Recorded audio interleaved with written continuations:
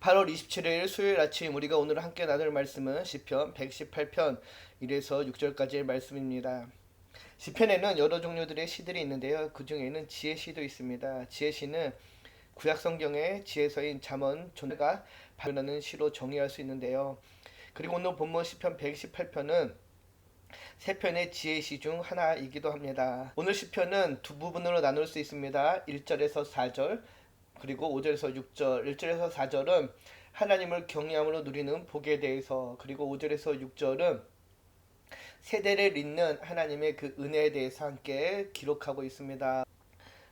오늘 시편 1절의 시작은 시편 1편과 같이 아실의 복으로 시작합니다. 시인은 여호와를 경외하며 그의 길을 걷는 자마다 복이 있다고 고백하며 찬양을 합니다. 여호와를 경외한다라는 것은 하나님을 단순히 무서워하는 것이 아니라 존경과 경외심으로 그분의 뜻을 따라 살아가는 삶의 모습입니다. 그리고 그 길을 걷는다라고 할 때에 그 길은 도라고도 이야기하죠. 하나님의 말씀과 계명에 순종하는 것, 다시 말해 우리의 삶의 방향이 하나님 중심으로 살아가는 삶임을 보여주는 것입니다. 그렇게 하나님 중심으로 살아가는 자가 복이 있는 자라고 이야기하죠. 1절에서 시인은 우리가 구하는 복은 외부의 상황이나 요건에 의한 것이 아니라 하나님과의 바른 관계 안에서 오는 것임을 강조하고 있습니다. 하나님은 이스라엘이 당신과 맺은 언약에 충실할 때 복을 주겠다고 약속하셨습니다. 그 언약의 조건이 바로 율법의 말씀대로 걸어가는 것, 즉 살아내는 삶입니다.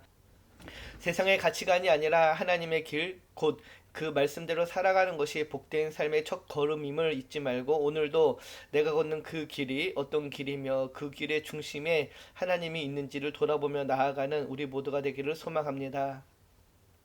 그리고 2절을 보면 이렇게 이야기하죠. 내가 내 손이 수고한 대로 먹을 것이라 내가 복되고 형통하리로다. 시인은 1절에서 하나님을 경외하며 그 길을 걷는 자에게 복이 있다고 노래하며 2절에서 구체적으로 그 모습을 이야기하는데 내가 수고한 대로 얻게 된다라는 것입니다. 하나님을 경외하는 자에게는 노력한 대로 결과가 따르는 은혜가 주어집니다.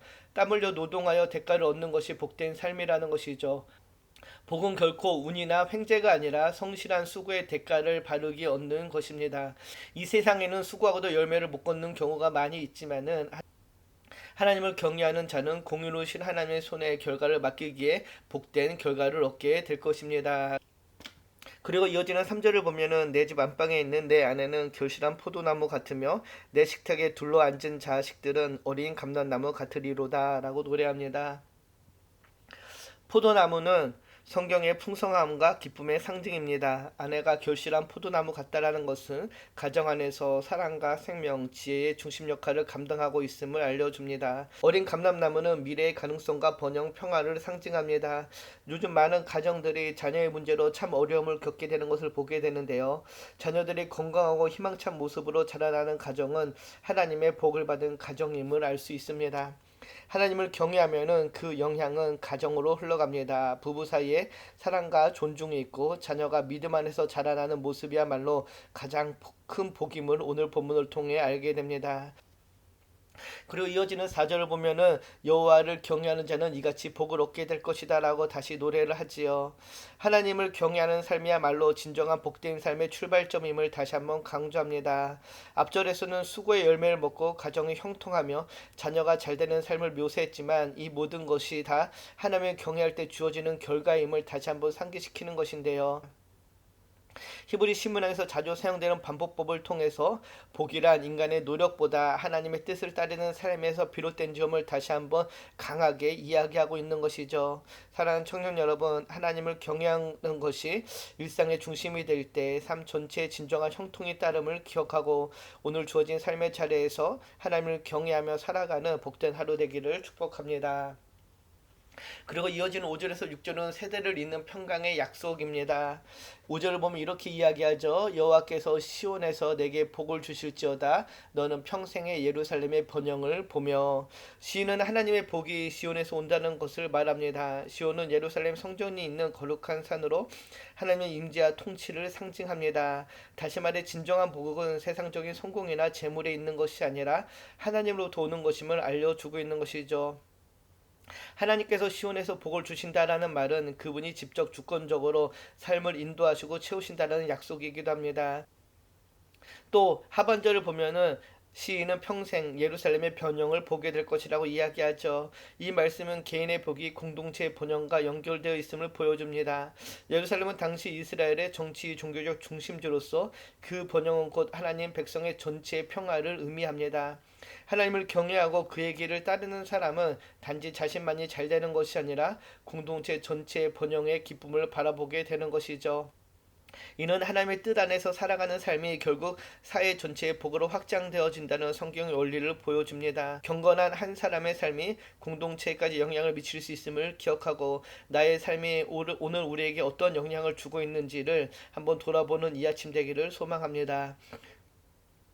그리고 마지막 6절을 보면 이렇게 노래하죠.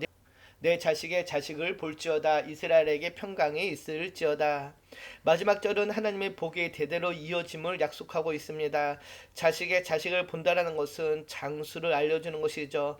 장수와 가족의 번영을 상징하며 구약시대에서 가장 큰 복으로 여겨졌습니다.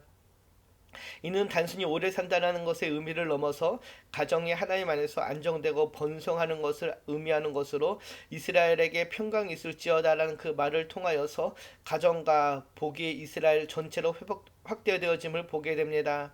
이 평강은 단순한 전쟁이 없음이 아니라 온전함과 충만함을 뜻하는 것으로 하나님을 경외하는 삶은 가정과 사회 그리고 민족에까지 선한 영향력을 끼치게 됩니다. 결국 하나님 안에서 시작된 복이 세대와 공동체를 넘어 민족 전체에 확장되어지는 것을 보게 되는데요. 하나님 중심으로 삶을 살아갈 때 결국 그 삶은 나를 넘어 공동체, 나라로 이어지게 됨을 보게 됩니다. 오늘 본문 시편 128편은 하나님을 경외하며 그분의 길을 따라 사는 자에게 약속된 복을 선명하게 보여줍니다. 그 복은 일상의 삶 속에서 또 가정의 화목 속에서 그리고 공동체의 평안 속에서 이루어지게 되는데요. 하나님은 우리의 경건한 삶을 기쁘게 보시고 그 삶의 풍성한 열매를 맺게 하십니다. 그리고 이 복은 일시적인 것이 아니라 세대를 흘러가며 공동체 전체의 번영으로 이어지게 됩니다. 그래서 우리가 해야 할 일은 단순합니다. 하나님을 경외함으로 그분의 뜻을 따라 오늘을 성실히 살아가는 것입니다. 그렇게 살아갈 때에 우리는 우리의 삶에서뿐만 아니라 우리의 자녀와 이웃 그리고 민족 가운데서 하나님의 샬롬을 경험하게 될 것입니다. 여호와를 경외하는 삶이 참된 복임을 기억하고 오늘도 그 은혜 안에 거하는 복된 하루 되기를 주님의 이름으로 축복합니다. 오늘 말씀을 묵상하며 나는 지금 하나님의 길을 따르며 여호와를 경외하는 삶을 살아가고 있는지 돌아보는 이 아침 되기를 축복합니다. 기도합니다. 참 좋으신 하나님 감사합니다. 오늘 시편 말씀을 통하여서 여호와를 경외하며 주의 길을 걷는 자에게 주시는 복을 보게 됩니다. 우리의 삶이 세상의 기준이 아니라 하나님의 말씀에 굳게 서게 하시고 하루하루를 주님의 뜻대로 살아가는 복된 삶을 살게 하여 주시옵소서. 감사드리며 우리를 권하신 예수님의 이름으로 기도드립니다. 아멘.